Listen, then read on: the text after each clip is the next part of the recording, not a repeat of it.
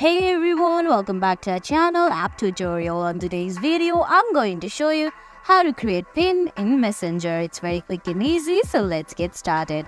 First, open the Messenger app on your phone. If you don't have the app yet, you can get it from Google Play Store or the Apple App Store.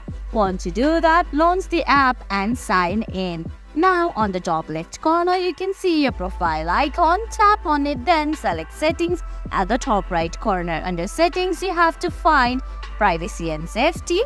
Now, on the Security option, you can see End-to-End Encrypted Chats. Select that. Then at the top, you can see there's Message Storage. Select that and turn it on. Now, once you turn it on, they're gonna ask you to create a pin. If you have previously turned it on, they're gonna ask you to reset your pin. Tap on Reset Pin, then create a new pin, then confirm your pin.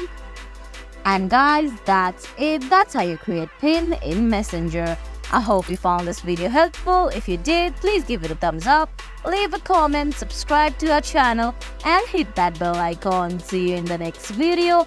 Thanks for watching.